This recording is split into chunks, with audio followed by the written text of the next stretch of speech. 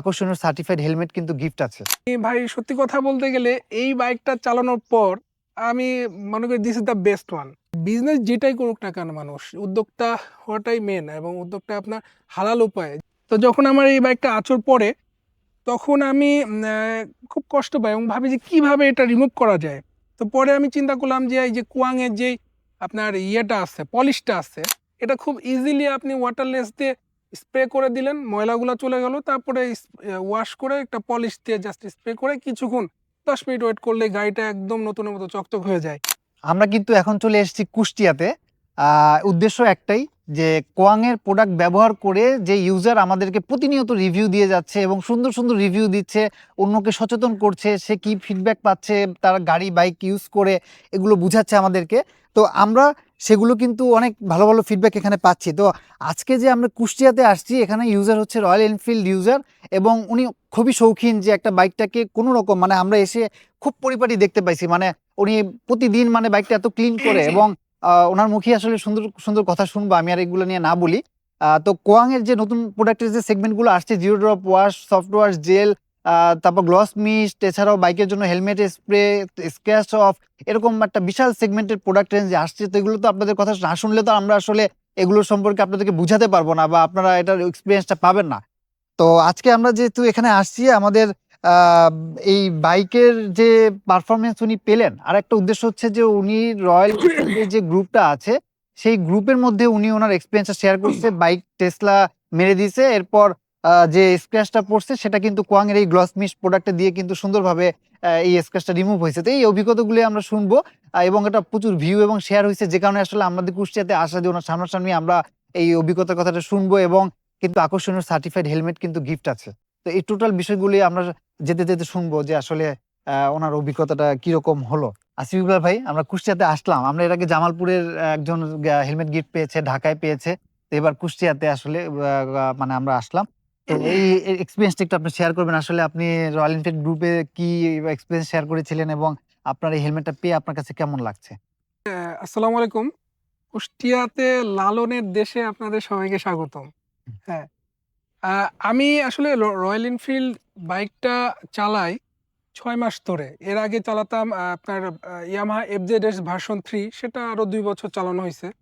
তো এই বাইকটা চালানোর সময় থেকে আমি আপনাদের মেট্রো শাইনের এই কুয়াং এর প্রোডাক্টগুলা, যেগুলা বান্ডেল আকারে বের হতো, তো এগুলা নিতাম। আসলে নেওয়ার প্রথমেই একটা কারণ ছিল, কারণ অনেক কম প্রাইসে দেখতাম যে কি ব্যাপার, এত কম প্রাইসে একটা প্যাকেজ পাচ্ছি, যেখানে আমার এই প্রোডাক্টগুলো হয়তো বাইরে থেকে কিনতে গেলে অনেক হাই প্রাইস পড়তো। তো আমি সেই প্রোডাক্টগুলো কিনে যখন বাইক ওয়াশ করতাম, বাইক স্প্রে করতাম, বাইক সবসময় নতুনের মতো থাকতো। এবং আমি 2 বছর পর যখন বাইকটা বেচি, এই বাইকটা কেনার ঠিক কিছুদিন আগে বাইকটা বেচে দিই। তো বেচি, তখন যিনি কিনলেন উনি আমাকে বললেন যে ভাই, বাইকটা তো মনে হচ্ছে যে আপনি বের করছেন কেবল শোরুম থেকে।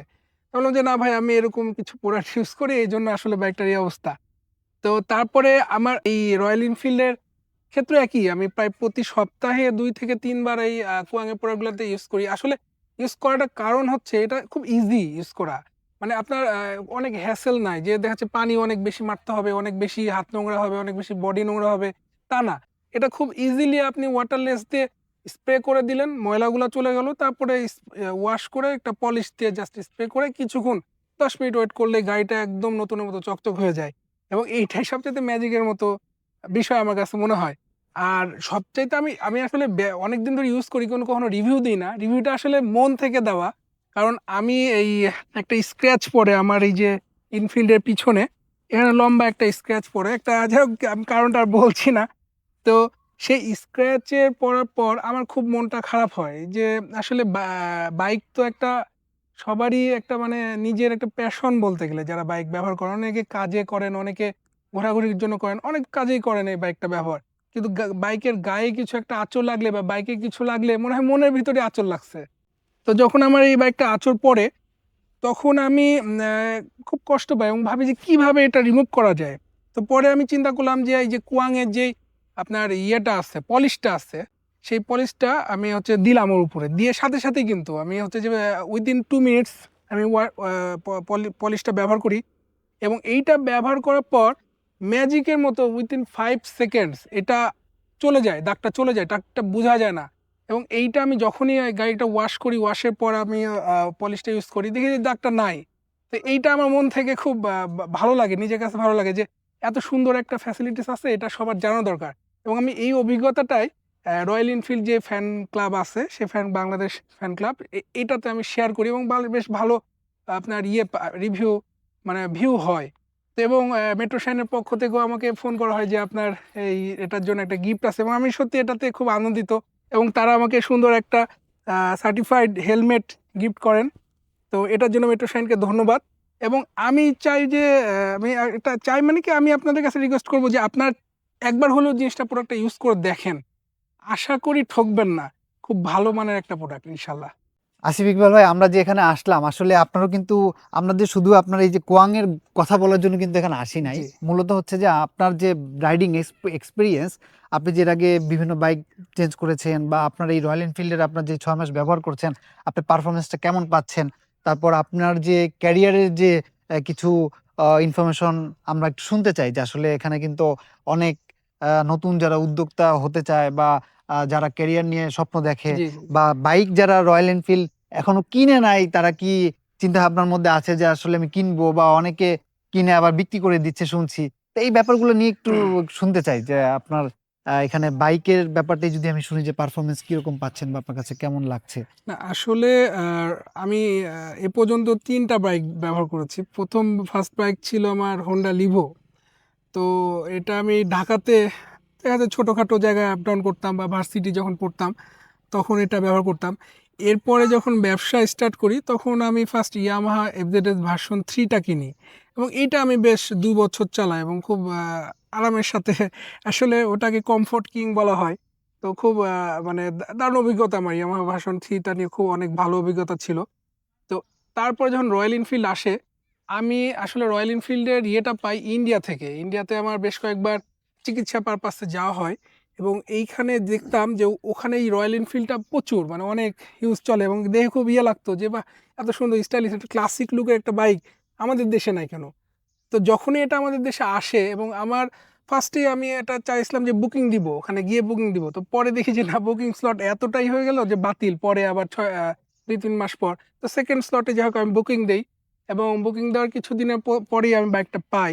এবং আমি ভাই সত্যি কথা বলতে গেলে, এই বাইকটা চালানোর পর আমি মনে করি this is the best one.